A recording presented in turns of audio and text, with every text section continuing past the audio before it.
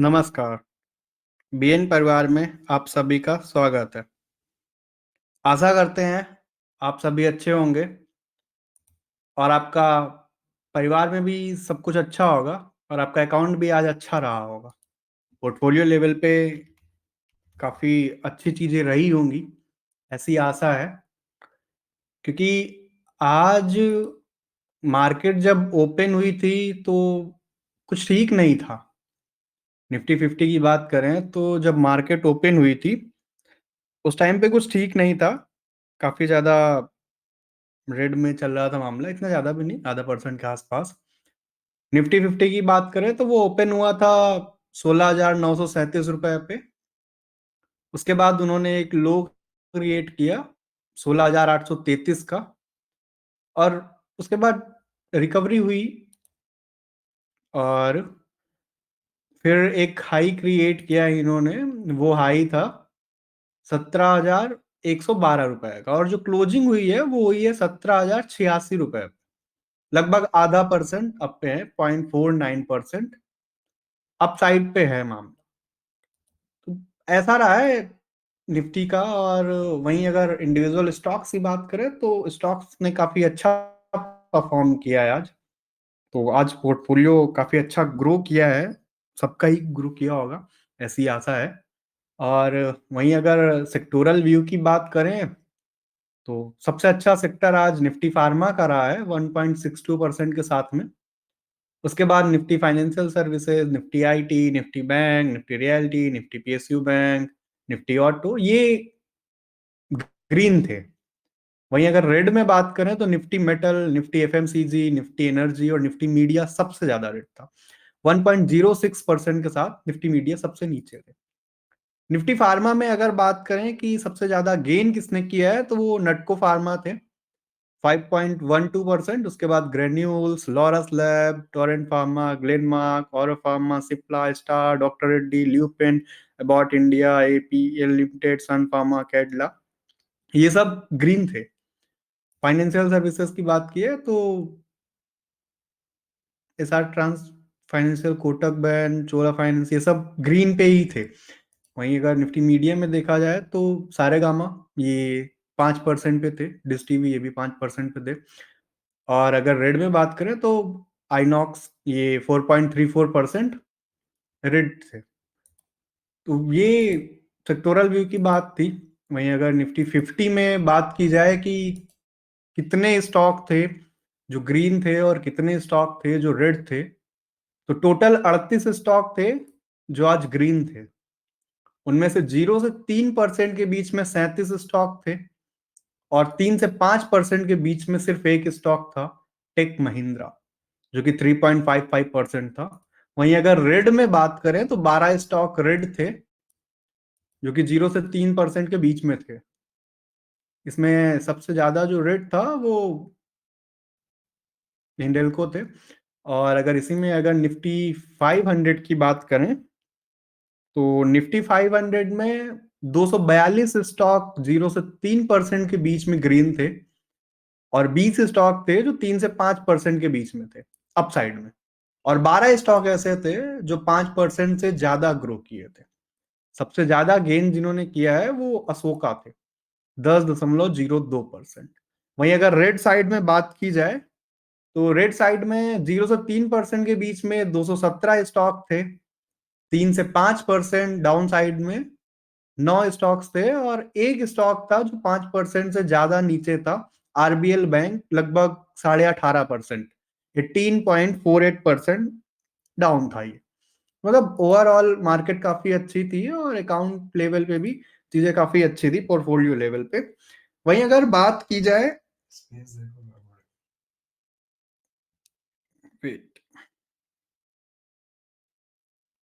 वहीं अगर बात की जाए कि पिछले एपिसोड में जैसे हम बोलते हैं कोई क्वेश्चन हो या सुझाव हो तो आप कमेंट कर सकते हैं।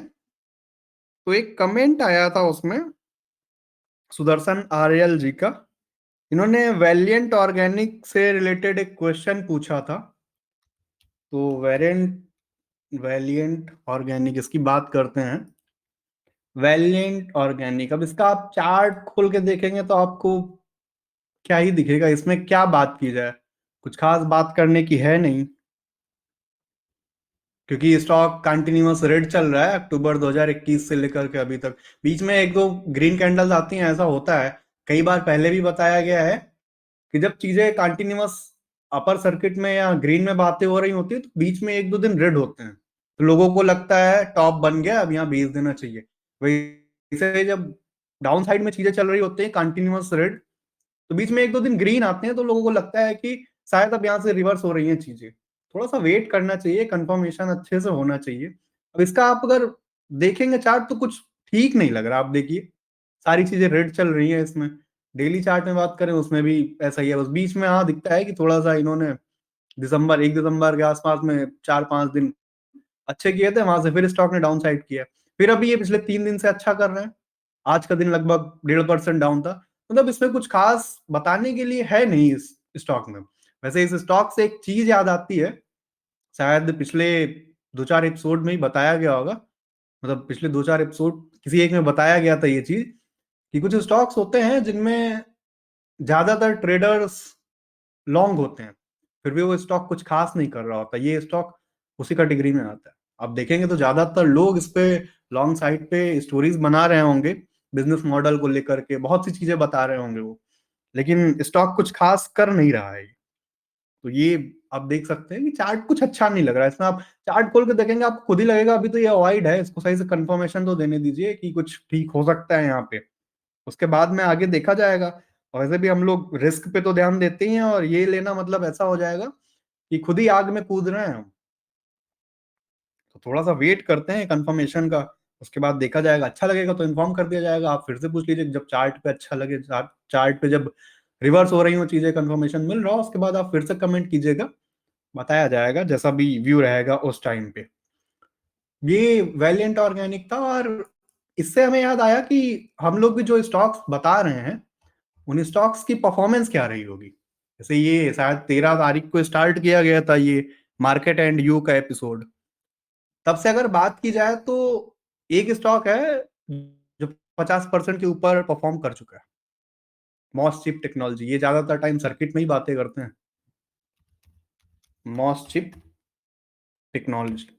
इनकी बात करें तो ये सर्किट पे ही बातें कर रहे हैं, इनकी बात हुई थी 15 दिसंबर को बात हुई थी, उसके बाद से ये कंटिन्यूअस सर्किट पे ही बातें कर रहे हैं। तो अब तक में इनका जो रिटर्न आया है वो 54.27% था।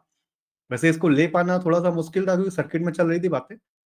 और इसके बाद सेकंड नंबर पे जिन्होंने परफॉर्म किया है वो ग्रेविटा है, 20% के ऊपर इनका परफॉर्मेंस है, लगभग 20.5%, उसमें से 18.5% तो अकेले आज का है, 18.63% इन्होंने आज में परफॉर्म किया है। मतलब अगर बात की जाए कि 20% के ऊपर कितने स्टॉक्स हैं तो 3 स्टॉक्स हैं, स्मार्ट लिंक होल्डिंग, ग्रेविटा और मॉसचिप। और अगर 15% से ऊपर बात की जाए 4 स्टॉक, मतलब जो बताए जा रहे हैं काफी अच्छा परफॉर्म कर रहे हैं अभी को देखते हुए, क्योंकि अभी हुआ ही कितना दिन है, 13 तारीख से स्टार्ट किया गया था और आज 27 तारीख है, 14 दिन हुआ है अभी, और इतनी अच्छी परफॉर्मेंस। ठीक है, वहीं अगर डे चेंज की बात की जाए तो स्मार्ट लिंक होल्डिंग 20% पे ब्लॉक थे, 19.98% पे। उसके बाद ग्रेविटिया थे 18.63%, अपोलो माइक्रोसिस्टम 13.30% पे, और डीलिंग 7.06%, बॉम्बे डाइंग 9.83%।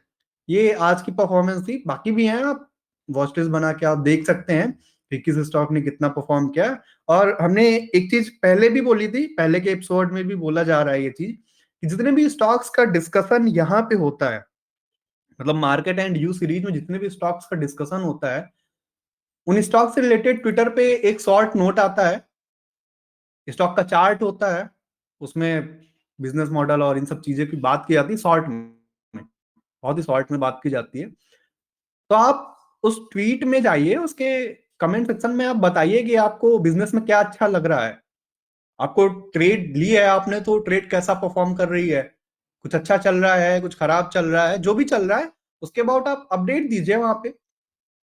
और यदि आपने ट्रेड ली है, कुछ सही गया है तो उससे भी कुछ लर्निंग आई होगी, कुछ खराब गया है तो उससे भी कुछ लर्निंग आई होगी, तो आप उस लर्निंग को वहां पे अपडेट कर सकते हैं। इससे क्या होगा कि आपने तो वो लर्निंग, मतलब जो मिला आपको आपने तो सीख लिया, उससे जो लोगों ने ट्रेड नहीं लिया है, आपने वहां पे कमेंट किया, तो जो लोग आपका कमेंट देखेंगे उनको भी वो चीज समझ में आएगी कि ऐसा कुछ किया जा सकता है, यहाँ पे ये समस्याएं हो सकती हैं, या ऐसा करने से ये फायदा हो सकता है। तो आप लोग ट्विटर पे जाइएगा, पोस्ट पे कमेंट कीजिएगा। तो ये बातें थी जो बतानी थी। और ये आपने देखा ही परफॉर्मेंस का, तो आप इनको देखिए, जो भी बिजनेस के अबाउट अच्छा लगे, चार्ट के अबाउट अच्छा लगे, जो भी अच्छा लगे वो आप कमेंट कीजिएगा। तो ये था आज की जो जनरल बातों में करना था। वहीं अगर स्टॉक्स की बात की जाए, जैसे डेली एपिसोड में कुछ स्टॉक्स फिल्टर किए जाते हैं, अगर स्टॉक्स की बात की जाए तो सबसे पहला स्टॉक जो फिल्टर किया गया है वो सीसीएल प्रोडक्ट्स है। सीसीएल प्रोडक्ट्स, इनका बिजनेस जो है वो कॉफी से रिलेटेड है। प्रोडक्शन और डिस्ट्रीब्यूशन ट्रेडिंग इन सबसे रिलेटेड इनका बिजनेस है, कॉफी का। और इनका बिजनेस जो मेनली ये ऑपरेट करते हैं वो इंडिया, वियतनाम, स्विट्जरलैंड, इन सारी जगहों पे ये ऑपरेट करते हैं। तो काफी अच्छा लग रहा है वैसे बिजनेस, चार्ट भी इनका काफी ठीक है।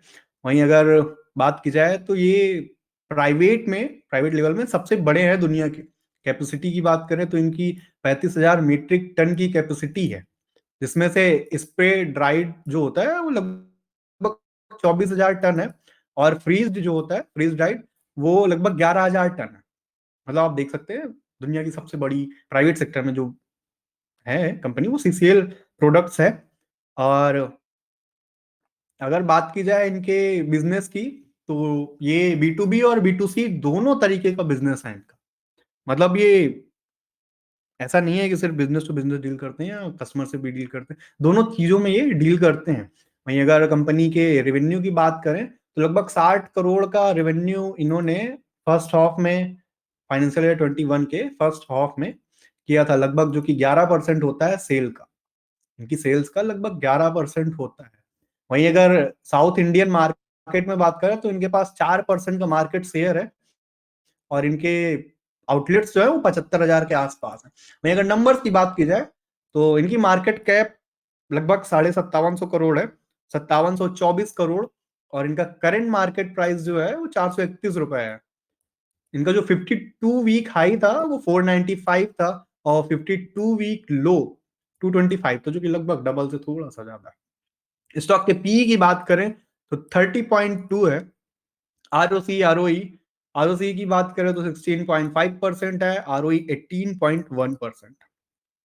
डेट टू इक्विटी 0.42 है। और प्रमोटर होल्डिंग की बात करें तो 46.2% की प्रमोटर होल्डिंग है। वहीं अगर इनकी वर्किंग कैपिटल की बात की जाए तो लगभग 370 करोड़ की इनकी वर्किंग कैपिटल है। और इनके पास डेट है, ठीक ठाक डेट है, लगभग 484 करोड़ का इनके पास डेट है। और सेल्स की बात करें तो 1291 करोड़ की सेल्स रही है इनकी। कंटीजेंट लाइबिलिटी इनके पास 67.2 करोड़ की कंटीजेंट लाइबिलिटीज हैं। वहीं अगर सेल्स की बात की जाए तो इनका जो सितंबर का क्वार्टर रहा है, सितंबर 2021 का, उसमें सेल्स अभी तक में सबसे अच्छी रही है। वैसे देखिए तो इसके पहले इन्होंने मार्च 2021 का जो क्वार्टर था उसमें 331 करोड़ के आसपास की सेल्स इन्होंने रिपोर्ट की थी, और सितंबर में ये 336 करोड़ के पास में पहुंच गई थी। अगर क्वार्टरली रिजल्ट्स की बात करें तो इनकी सेल्स जो 2018 में 234 करोड़ के पास हुआ करती थी, वो सितंबर 2021 में बढ़ करके 337 करोड़ तक पहुंच गई हैं। और ऑपरेटिंग प्रॉफिट की बात करें तो जो 54 करोड़ हुआ करता था वो करंट में अभी 82 करोड़ पे पहुंच गया इनका। लेकिन ओपीएम लगभग वैसा ही है, जो पहले 23% हुआ करता था वो अभी 24% पे है। अगर इनके ईपीएस की बात करें तो ईपीएस दिसंबर 2018 में 2 रुपए 45 पैसे का हुआ करता था, जो कि अभी 3 रुपए 71 पैसे पे पहुंच गया। और नेट प्रॉफिट की बात करें तो नेट प्रॉफिट इनका लगभग 33 करोड़ हुआ करता था दिसंबर 2018 के क्वार्टर में, जो कि अभी सितंबर 2021 के क्वार्टर में 49 करोड़ का नेट प्रॉफिट रहा है। अगर इनकी एनुअल प्रॉफिट एंड लॉस की सीट देखें तो मार्च 2010 में जो सेल्स रही है इनकी वो 437 करोड़ हुआ करती थी। मार्च 2021 में वो बढ़ करके 1242 करोड़ पे पहुंच गई थी। और करंट में बात की जाए तो 1291 करोड़ की सेल्स है। ऑपरेटिंग प्रॉफिट मार्च 2010 में 61 करोड़ का हुआ करता था, वो करंट में बढ़ करके 308 करोड़ हो गया है। 2021 मार्च में 298 करोड़ का हुआ करता था। वहीं अगर ओपीएम की बात करें तो 14% हुआ करता था मार्च 2010 में, और करंट में ये 24% पे है। और प्रॉफिट बिफोर टैक्स की बात करें तो 36 करोड़ हुआ करता था मार्च 2010 में, करंट में ये 246 करोड़ पे है। ईपीएस की बात करें तो 2 रुपए 11 पैसे का ईपीएस हुआ करता था इनका मार्च 2010 में, करंट में ये 14 रुपए 25 पैसे पे पहुंच गए हैं। डिविडेंड ठीक ठाक देती है कंपनी। और अगर बैलेंस शीट की बात करें तो शेयर कैपिटल 2010 में 13 करोड़ हुआ करती थी, जो कि डबल हो गई है, लगभग डबल से थोड़ा ज्यादा है। सितंबर 2021 में 27 करोड़ पे पहुंच गए हैं ये। 2014 में इन्होंने इसको इंक्रीज किया था, 14 से लेकर के 21 तक कुछ चेंज नहीं हुआ, 27 करोड़ पे ही है ये। रिजर्व्स इनके काफी बढ़ गए हैं, 188 करोड़ के रिजर्व्स हुआ करते थे, वो अभी करंट में 1135 करोड़ पे पहुंच गए हैं। वहीं अगर बोरोविंग्स की बात की जाए तो 237 करोड़ की हुआ करती थी, और करंट में ये 484 करोड़ पे पहुंच गए। टोटल लाइबिलिटीज की बात करें तो 492 करोड़ हुआ करती थी मार्च 2010 में, करंट में ये 1850 करोड़ के पास पहुंच गई, 1841 करोड़। वहीं अगर इनमें कैपेक्स देखा जाए तो इनकी जो फिक्स्ड एसेट है, फिक्स्ड एसेट सितंबर 2021 में 780 करोड़ की है। और वही इनका जो कैपेक्स है वो 228 करोड़ का है, जो कि अच्छी बात है। और अगर कैश फ्लो की बात करें तो कैश फ्रॉम ऑपरेटिंग एक्टिविटी 2010 में, मार्च 2010 में 40 करोड़ हुआ करता था, और मार्च 2021 में 171 करोड़। और इनके शेयर होल्डिंग पैटर्न में बात की जाए तो जैसा बताया, प्रमोटर के पास 46.19% स्टेक है। प्रमोटर कंटिन्यूअस स्टेक धीरे धीरे करके बढ़ा रहे हैं। दिसंबर 2018 में इनके पास स्टेक हुआ करती थी 45.28%, वहां से इन्होंने इंक्रीज करके इसको 46.19% कर दिया है। एफ आई आई स्टेक घटा रहे हैं, जो कि पहले 26.84% हुआ करती थी, वो अभी 9.21% बची है। अगर एफ आई आई में देखें ज्यादा स्टेक किसके पास है तो ये गवर्नमेंट पेंशन फंड ग्लोबल इनके पास है, 2.43% की स्टेक है। और डीआईआई स्टेक्स बढ़ा रहे हैं अपनी, दिसंबर 2018 में लगभग 3% स्टेक हुआ करती थी, 2.92%, वो अभी बढ़ करके 17.73% हो गई है। डीआईआई में देखें तो सबसे ज्यादा जो स्टेक है 5.05% की axis mutual fund trustee limited इनके पास है। इसके बाद Franklin India smaller companies fund 4.04% इनके पास है। पब्लिक में बात की जाए तो पब्लिक में 26.87% की स्टेक है, जिसमें से 1.56% फिक्स है, मतलब ये ज्यादा ट्रेड नहीं करती इधर उधर। बेशक इन्होंने थोड़ी सी स्टेक घटाई है, पहले 1.59% हुआ करती थी, वो 1.56% बची है, तो ऐसा कुछ खास फर्क नहीं पड़ता इतने से। तो पब्लिक के पास जो लगभग बचती है वो 25% के आसपास बचती है। तो ये इनके नंबर की बात हो गई। अब इनके चार्ट की बात करें तो सीसीएल प्रोडक्ट्स, आज ये स्टॉक लगभग 8.47% अप था। ओपनिंग हुई थी 396.90 पे, और क्लोजिंग हुई है 430.75 पे, मतलब 430 रुपए के आसपास से चल रहे हैं। ये इनका स्टॉक का जो आईपीओ आया था वो आया था जून 2004 में, जून जून 2004 में इनका आईपीओ आया था। और इनकी लिस्टिंग हुई थी 5 रुपए 30 पैसे पे। वहां से स्टॉक ने काफी अच्छा करना स्टार्ट किया, और 4 5 5 6 महीने में ही इन्होंने एक हाई क्रिएट किया 19 रुपए 45 पैसे का। उसके बाद स्टॉक ने 4 6 महीने कुछ खास नहीं किया, वहीं पे टाइम पास करता रहा। और फिर उसके बाद स्टॉक ने 3 4 महीने में बहुत अच्छा रिटर्न दे दिया, मतलब आप देखेंगे तो 2 महीनों में ये लगभग डबल हो गया। जो स्टॉक 17 रुपए के आसपास था, सॉरी 15 रुपए के आसपास था, वो 2 महीने बाद 33 रुपए का हो गया, डबल से भी ज्यादा पहुंच गया ये। फिर स्टॉक ने कुछ खास नहीं किया, लगभग 8 10 महीने टाइम पास किया, वहां से स्टॉक गिर गया। मतलब ये हुआ नवंबर, सॉरी दिसंबर 2006 और जनवरी 2007 के बीच में इन्होंने गिरना स्टार्ट किया। वहां से फिर स्टॉक ने एक लो क्रिएट किया मार्च 2009 में। मार्च 2009 में इन्होंने जो लो क्रिएट किया वो लो था 4 रुपए 45 पैसे। 4 रुपए 45 पैसे पे एक लो क्रिएट किया, यहाँ से स्टॉक रिवर्स हुआ। स्टॉक ने काफी अच्छा किया, मतलब आप देखें तो मार्च 2009 से स्टार्ट किया और सितंबर 2010 तक में ये वापस से इन्होंने एक हाई क्रिएट कर दिया 32 रुपए 65 पैसे का। आप देखेंगे लगभग 8 गुना हो गया है। 4 रुपए का स्टॉक था, 4.5 रुपए का, वो अभी लगभग 33 रुपए पहुंच गया है। मतलब आप देखिए 2 साल में इन्होंने डबल कर दिया। वहां से फिर स्टॉक गिरना स्टार्ट हुआ, कुछ खास नहीं किया, फिर स्टॉक ऐसे ही करता था, थोड़ा सा ऊपर जाया 20 बनाया, और इसके बाद इन्होंने जो हाई क्रिएट किया एक, मतलब प्रीवियस हाई था इनका 32 रुपये 65 पैसे का, उसके बाद नवंबर 2012 में इन्होंने हाई क्रिएट किया 33 रुपये 25 पैसे का। यहाँ से इन्होंने लगभग एक साल टाइम वेस्ट किया, कुछ खास नहीं किया। उसके बाद स्टॉक ने जो जर्नी स्टार्ट की है वो कंटिन्यू है, मतलब बीच में थोड़े से स्टॉप आए हैं, लेकिन स्टॉक ने पीछे मुड़कर खास नहीं देखा। अक्टूबर 2013 में इन्होंने जर्नी स्टार्ट की 27 रुपए के रेट पे, 27 रुपए 85 पैसे इनका हाई था अक्टूबर 2013 का।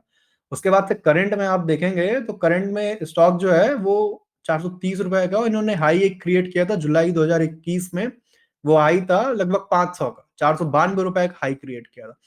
आप देखिए कि अक्टूबर 2013 से स्टॉक वन वे जर्नी पे कंटिन्यू किया और जनवरी 2015 तक ये कंटिन्यू रहा। उसके बाद जाहिर सी बात है, इतने अच्छे इतना बड़ा रन देने के बाद स्टॉक थोड़ा सा टाइम पास करेगा, लेकिन इन्होंने कुछ ज्यादा ही टाइम पास किया। वहां से देखेंगे तो अभी तक कुछ खास नहीं किया स्टॉक ने। 2015 में स्टॉक 176 का था, उसके बाद लगभग एक साल कुछ नहीं किया, फिर थोड़ा सा अच्छा किया, उसके बाद से ऐसा ही चलता रहा। तो अभी करंट में देखा जाए स्टॉक काफी अच्छा लग रहा है। आप देखेंगे तो मंथली चार्ट देखिए, सॉरी वीकली चार्ट पे देखेंगे आप, तो स्टॉक जो है वो काफी ठीक लग रहा है। अभी जो इनका हाई चल रहा है बस थोड़ा सा है, मतलब कंफर्मेशन की जरूरत है, उसके बाद स्टॉक काफी अच्छा करेगा। रेड लाइन ब्रेकआउट होगा इनका जुलाई 2021, सॉरी अगस्त 2021 से लेकर के इन्होंने जो बनाया था, एक हाई क्रिएट किया था, वहां से होगा। और काफी अच्छा लग रहा है ये, मतलब इसके पैटर्न की बात की जाए तो चार्ट चार्ट में भी काफी अच्छा, और नंबर तो ठीक है ना, बिजनेस भी काफी अच्छा है इनका, सारी चीजें इसमें अच्छी हैं। तो ये स्टॉक था जिसकी बात करनी थी, सीसीएल प्रोडक्ट्स।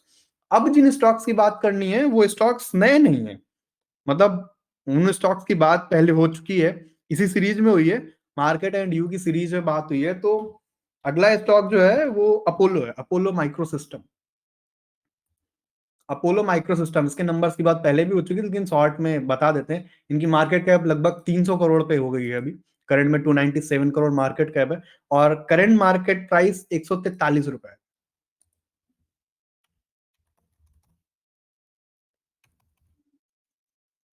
143 रुपए का इनका करंट मार्केट प्राइस है।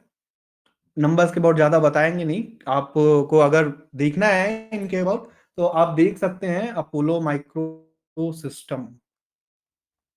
अपोलो माइक्रो सिस्टम, इसकी बात हुई थी 13 दिसंबर की, मतलब पहला एपिसोड जो था उसमें बात हुई थी, आप उसको देख लीजिएगा, इसका लिंक आपको मिल जाएगा उसमें। इसके चार्ट को आप देखेंगे तो चार्ट काफी अच्छा लग रहा है, वीकली चार्ट की बात कर रहे हैं हम। इस वीक में मतलब आज में ही स्टॉक लगभग 13% अप था, 13.02%। और आज इन्होंने जो प्रीवियस रेजिस्टेंस कह सकते हैं आप, उसको इन्होंने क्रॉस कर दिया, जो इनका हाई था। इनका हाई था जनवरी 2021 और फरवरी 2021 में जो इन्होंने क्रिएट किए थे 141 रुपए के आसपास, उसको आज इन्होंने पार कर दिया है, और 143 रुपए 20 पैसे की क्लोजिंग दी है। 144 रुपए 40 पैसे का हाई क्रिएट किया था। मतलब आप, स्टॉक काफी अच्छा लग रहा है, ऑलरेडी इन्होंने काफी कुछ कर दिया है, मतलब जब से बताया गया है तब से अब तक में लगभग 15-16% का रिटर्न भी दे चुके हैं। अभी भी स्टॉक काफी अच्छा लग रहा है, चार्ट काफी अच्छा लग रहा है, इसीलिए इसकी दोबारा से बात की जा रही है। आप इसको देख सकते हैं। और अगला स्टॉक जिसकी बात करनी है, हिंद रेक्टिफायर। अगला स्टॉक है हिंद रेक्टिफायर।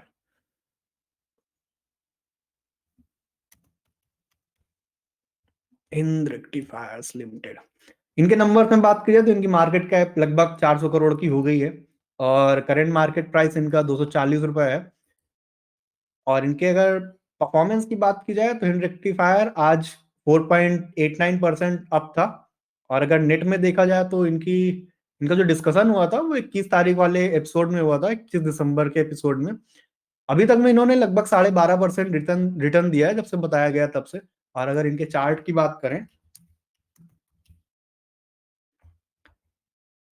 चार्ट में चार्ट देखेंगे तो आप, अच्छा लग रहा है, आप देखिए चार्ट को। थोड़ा सा बस ये है कि ये अभी जो चल रहा है इनका क्लोजिंग हुई है 240 रुपए पे, थोड़ा सा ये पार कर जाए 255-55 के लेवल पे पहुंच जाए, उसके बाद काफी अच्छा करेगा स्टॉक, ऐसी उम्मीद है। क्योंकि इन्होंने पहले जो हाई बनाया, सॉरी इन्होंने पहले जो जनवरी 2020 में, और हाँ जनवरी 2020 में जो क्लोजिंग हुई थी कैंडल की, हुई थी लगभग 260 के आसपास, मतलब उसको क्रॉस कर जाएगा स्टॉक एक बार तो उसके बाद काफी अच्छा करेगा। और वॉल्यूम्स भी आप देखिए, जो पिछला वीक रहा है उसमें काफी अच्छे वॉल्यूम रहे हैं, और इस वीक में भी ऐसा लग रहा है कि काफी अच्छे वॉल्यूम रहेंगे। तो ये स्टॉक था हिंद रेक्टिफायर। नेक्स्ट स्टॉक जिसकी बात करेंगे वो स्टॉक है एलजी बीबीआर। एलजी बालकृष्णा, इसकी बात हुई थी, इनकी बात हुई थी। एलजी बालकृष्णा, एलजी बालकृष्णा की बात की गई थी। इनकी बात भी 21 दिसंबर के एपिसोड में ही हुई थी। तब से लगभग 5% कर दिया है इन्होंने। आज ये स्टॉक लगभग 6% अब था, 5.59% अब था स्टॉक, और काफी ठीक है। आप देखेंगे अगर इसका मंथली चार्ट देखें तो इनकी जो आज क्लोजिंग हुई है वो 632 रुपए के आसपास क्लोजिंग हुई है, और इन्होंने एक हाई क्रिएट किया था 619 रुपए का मई 2018 में, उसको ये पार कर चुके हैं। तो आप समझ सकते हैं कि ये काफी लंबा ब्रेकआउट होगा।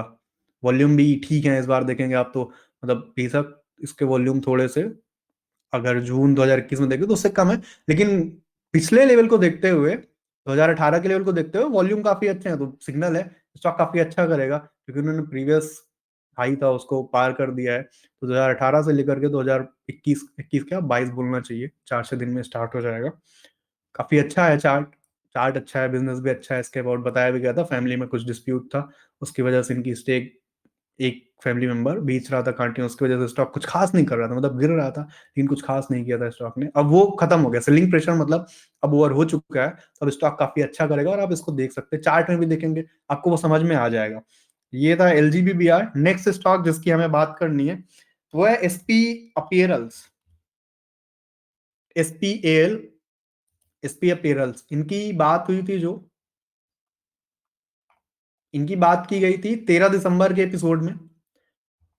आप डिटेल में देखना है तो उस एपिसोड में देख लेंगे, दिख जाएगा वहां पे। आज ये स्टॉक लगभग, आज की बात करें तो ये स्टॉक लगभग 5.5%, 5.21% अप था। और अगर आप इनका मंथली चार्ट खोल के देखेंगे ना, तो ये भी जो इनका प्रीवियस हाई था उसके आसपास घूम रहे हैं। इन्होंने इस महीने में हाई जो बनाया है दिसंबर 2021 में, हाई बनाया इन्होंने 450 रुपए के आसपास का। और इसके पहले जो इनका हाई था वो जून 2017 में था, 476 रुपए का। वैसे क्लोजिंग बेशक जुलाई 2018 की हुई थी थोड़ी सी हाई, वो क्लोजिंग हुई थी लगभग 444 रुपए की, तो उसको तो ये आज, सॉरी अभी नहीं पार किया, 420 रुपए पे क्लोजिंग हुई है। क्योंकि मतलब एक बार इस लेवल को ये पार कर जाएंगे ना, उसके बाद ये स्टॉक भी काफी अच्छा परफॉर्म करेगा, ऐसे ही हमें आशा है। क्योंकि आप देखिए इस स्टॉक, जैसे लास्ट स्टॉक में था 2017 के हाई क्रॉस कर रहे थे, वैसे इस स्टॉक में भी है। स्टॉक काफी अच्छे हैं।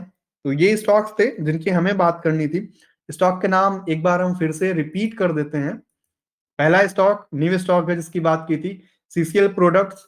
दूसरा स्टॉक अपोलो माइक्रो सिस्टम। तीसरा हिंद रेक्टिफायर। चौथा है LG Balkrishna and brothers, LG BBr जिनका कोड है। और नेक्स्ट है एसपी अपीयरल्स, एसपीएल। तो ये था जो हमारी तरफ से बोलना था। यदि आप लोगों को कुछ कहना है या कोई सवाल है तो आप पूछ सकते हैं, हमने सबको स्पीकर बना दिया है। कोई सवाल है तो आप पूछ सकते हैं। कोई क्वेश्चन नहीं, धन्यवाद अपना कीमती समय देने के लिए रात को लगभग 10 बजे। धन्यवाद, मिलते हैं अगले एपिसोड में कल रात को 9:30 बजे। उसके पहले सुबह एक ऑडियो नोट आएगा। Thank you.